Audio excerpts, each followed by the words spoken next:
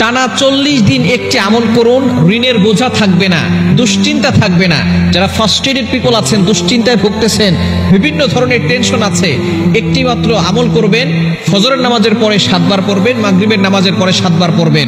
এই আমলটা যদি টানা 40 দিন আপনি করতে পারেন, আল্লাহ পাক রব্বুল আলামিন আপনার ঋণের বোঝা সরিয়ে দিবেন। আল্লাহ পাক রব্বুল আলামিন আপনার টেনশন, দুশ্চিন্তা, ডিপ্রেশন এগুলো দূর করে দিবেন।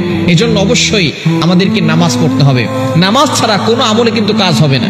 আমরা অনেকেই নামাজ পড়ি না, তবে আমল করি। আমল করে কোনো লাভ নাই। আগে আল্লাহর ইবাদত, নামাজ পড়তে হবে।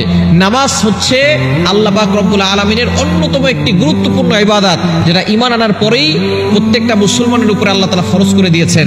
সেই নামাজ যদি আপনি না পড়েন, এই নামাজ না পড়ার কারণে দোয়া করলে দোয়া কবুল হয় না, আমল করলে সে আমলে কোনো কাজ হয় না। এজন্য 5 ওয়াক্ত নামাজ মাস্ট বি পড়তে হবে, হালাল খেতে হবে।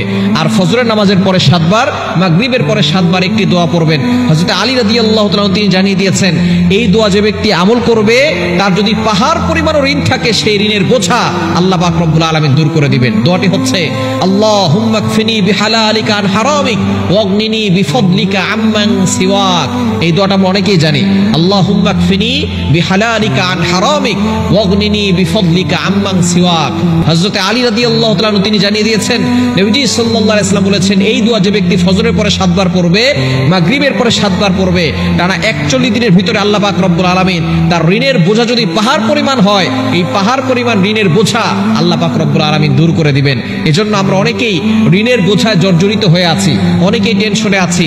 এই টেনশন থেকে মুক্তি পেতে, ঋণের বোঝা দূর করতে আপনি এই দোয়া আমলটা করতে পারেন। ফজরের পরে 7 বার পড়বেন, মাগরিবের পরে 7 বার পড়বেন। আল্লাহ পাক রব্বুল আলামিন আপনার ঋণের বোঝা দূর করে দিবেন। আল্লাহ তাআলা আমাদের সকলকে সকল ধরনের ঋণ থেকে মুক্তি থাকার তৌফিক দান করেন।